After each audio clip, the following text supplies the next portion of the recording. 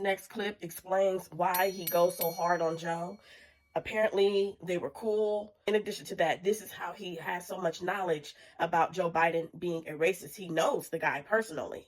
This November, we're going to defeat crooked Joe Biden. He's a crooked, corrupt, horribly incompetent president who's destroying our country. Other than that, I think he's quite a nice man.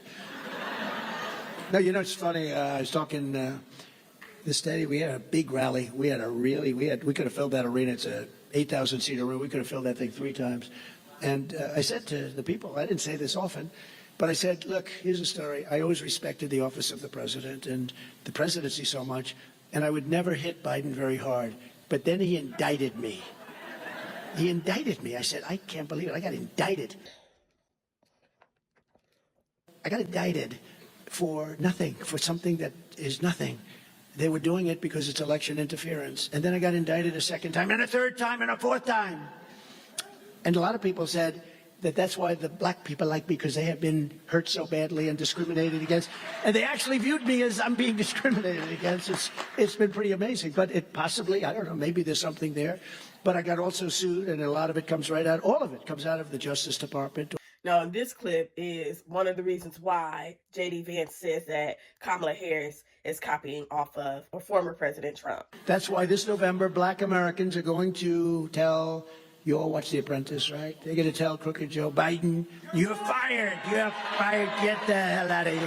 This is where he gets that black jobs things from. Everybody was so offended. He didn't even mean no harm. This is what I'm saying, how the Democrats can take stuff, twist it, and manipulate our brains. He didn't even mean no harm when he was saying black jobs. He was trying to look out for the black community. The Trans-Pacific Partnership and every other globalist horror show that ripped the guts out of our country and pulverized black workers and owners of small businesses. So to any black voter who's thinking of casting your ballot for us for the first time, it might be for the first time, and probably is. It's amazing. What's happened in the last 2 years is actually amazing. And it's been based on results, real results. Just remember, you owe crooked Joe Biden absolutely nothing. You don't owe him a thing, so do not feel guilty. Please do not feel guilty.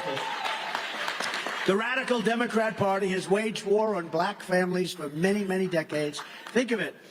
It's really 100 years. It's a century. They've controlled these cities for 100 years. Hard to believe. I said, can't be. It is. They've controlled, and look at what, you take a look at Baltimore, you take a look at New York, you take a look at Chicago, you take a look at all of these places, take a look at what's going on in the West Coast, take a look at what's happening. And they've controlled these cities for 100 years, and nothing happens.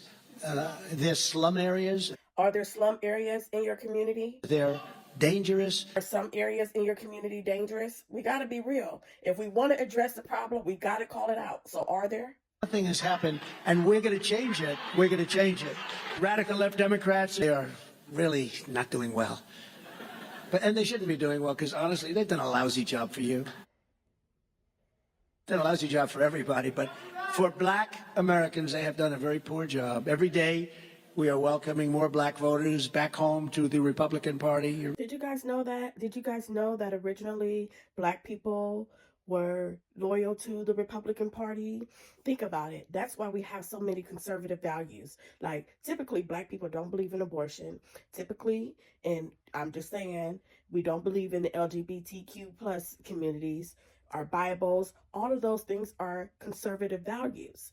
Hence, the Republican Party. Remember, the party of Lincoln, to help us reclaim the party of Frederick Douglass, party of Abraham Lincoln and other great people.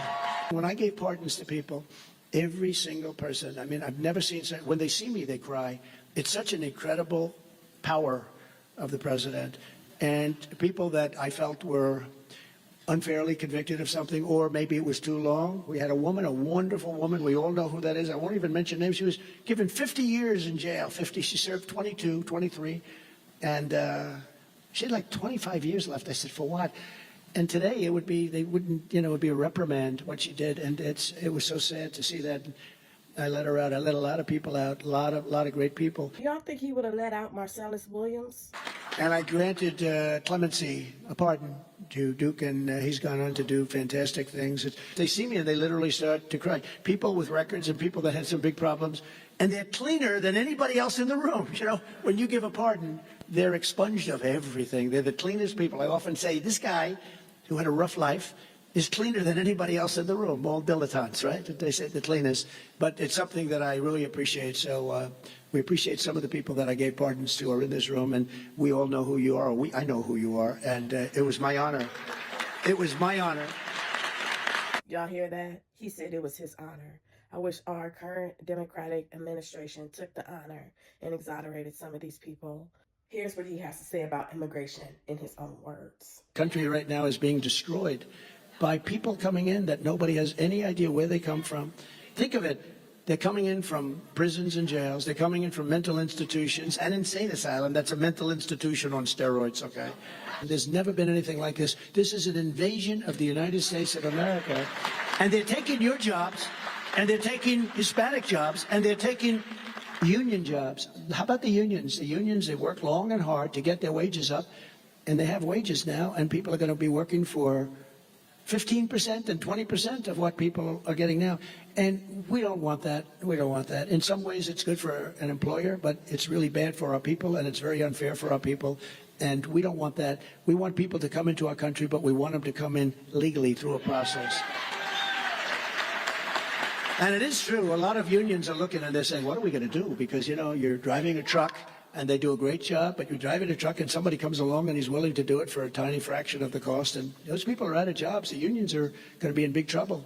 And Biden's the one that's allowing them in. You know, he gave 2.5 million work permits this year to people that are illegal immigrants, 2.5 million work permits. In Georgia, University of Georgia, they had a horrible killing. I said, there's a new category of crime. It's called migrant crime.